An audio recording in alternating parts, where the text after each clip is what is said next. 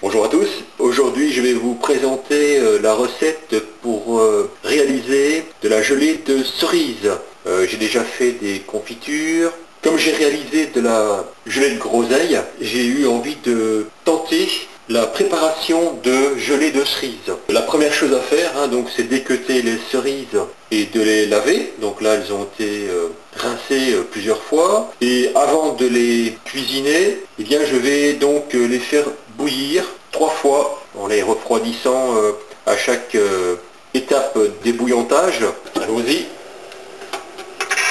Donc voilà, je vais plonger les cerises dans l'eau bouillante pendant à peu près 1 minute. Dès que les bulles commencent à réapparaître, je vais compter 1 minute.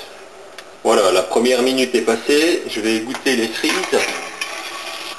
Alors je précise que les cerises n'ont pas été dénoyautées, puisque je ne vais pas faire de confiture. Je repositionne le couvercle, je passe les cerises sous eau froide. Dès que l'eau revient à ébullition, eh bien, je vais replonger les cerises. Voilà, la température de l'eau maintenant est voisine de 100 degrés. Je vais replonger les cerises.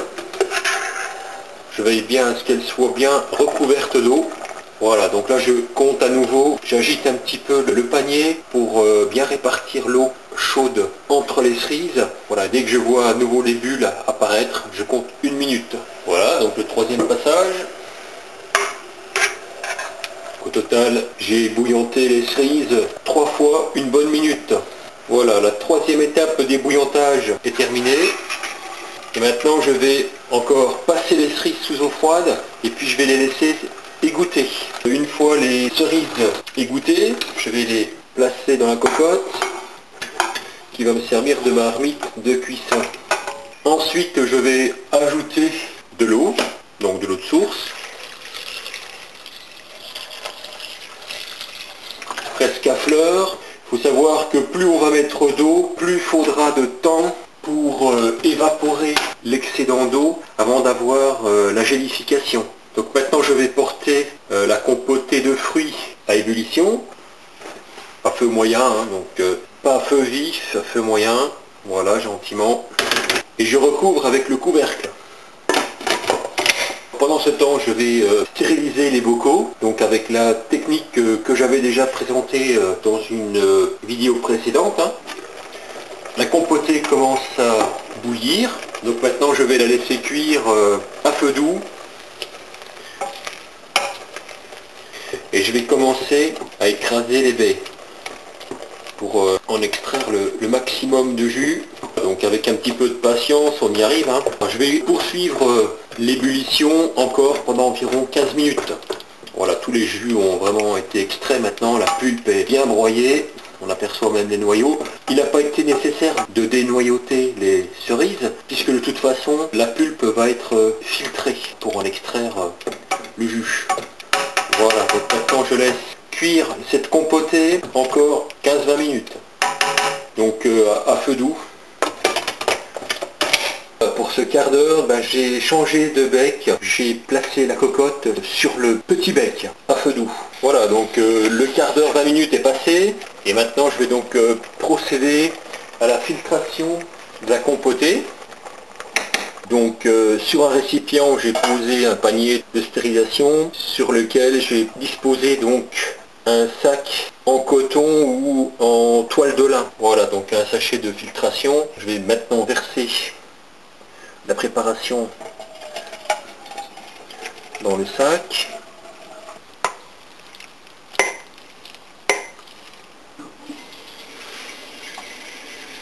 Je peux relever les bords du sachet. Une bonne solution, c'est de pencher la passoire. Ça permet de faire écouler le jus sur le côté tout en continuant à écraser la pulpe. Voilà, comme ça la pulpe n'est pas à chaque fois réabsorbée.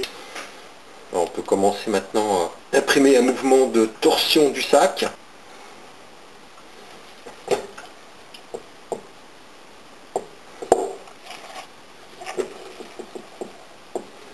Voilà, et on voit qu'il y a encore beaucoup de jus à récupérer.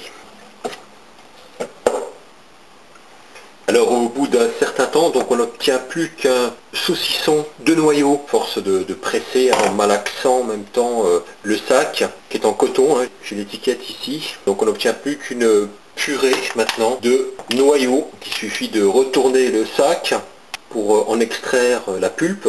Voilà, pour avoir plus facile à nettoyer ce sac. Voilà, donc on n'obtient plus qu'une purée de noyaux et de parties fibreuses des cerises. Alors voici le sac, après l'avoir rincé tout simplement à l'eau chaude, avec un petit peu d'eau savonneuse. Donc maintenant il est à nouveau presque propre, hein. Je vais le rincer encore une ou deux fois. Et puis il faut le faire sécher sur une corde à linge pour le réutiliser ultérieurement. Alors je suis à 1,1 kg de jus. Je vais le remettre dans la cocotte. J'ai préparé la même quantité en poids de sucre semoule, que le poids de jus récupéré. Donc maintenant je vais remettre à chauffer le jus, donc à feu moyen, pour le porter à ébullition. Donc je vais couvrir la cocotte. Voilà, maintenant le jus est de nouveau à ébullition. Donc je vais ajouter le sucre.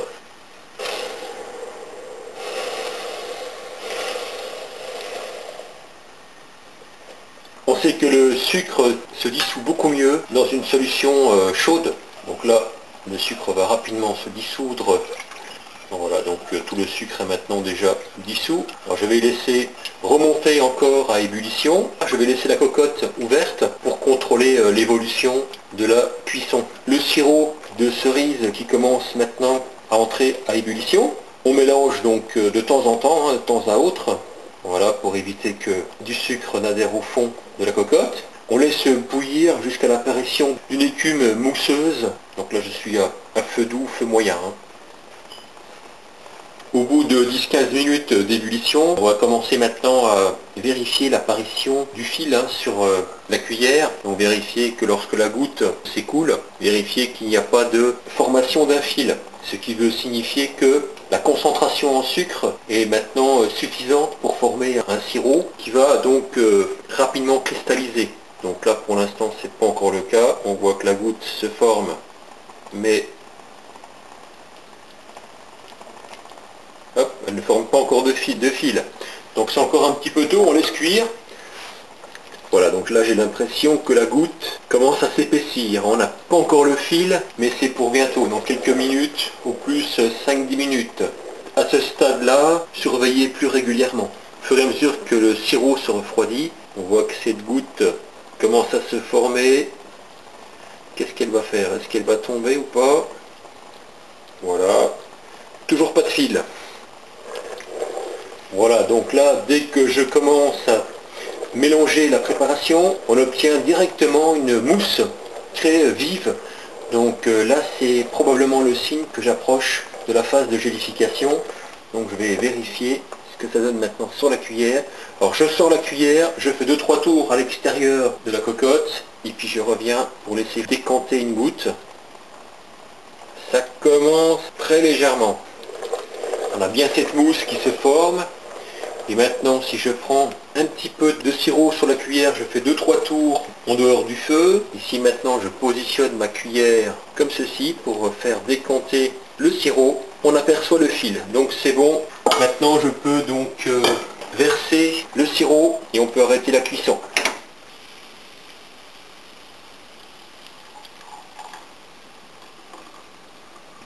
Je remplis jusqu'à peu près 2 cm du bord.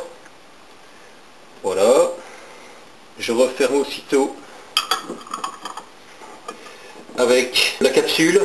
Je serre assez fort. Les 30 premières minutes, je tourne le pot, la tête en bas. Donc très gentiment.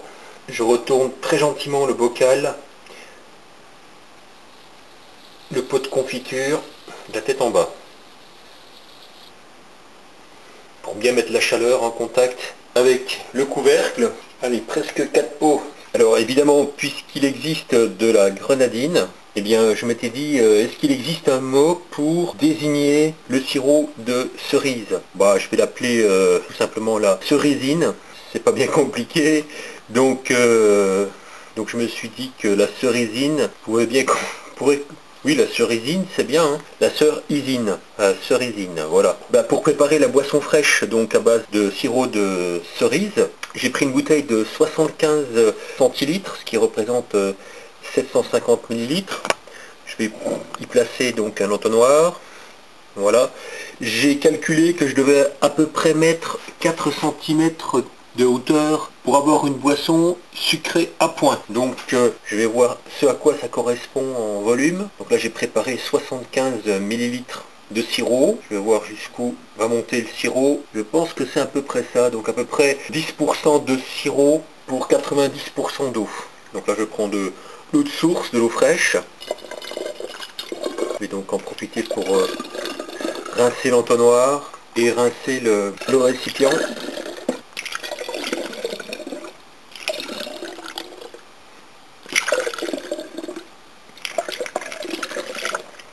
Voilà, donc là je suis à peu près à ras-bord. Je vais retirer l'entonnoir et je vais agiter le flacon et vérifier le dosage. Donc on voit que le sirop pour l'instant est au fond. Alors le mieux c'est d'abord de remplir à moitié. Ça se mélange plus facilement parce que je l'ai déjà fait une fois. Voilà, c'est à peu près la couleur que j'avais obtenue. Voilà la couleur qu'on obtient. Donc on a la couleur vraiment d'un rosé. On est sur une teinte rosée translucide. Je vais goûter le sirop.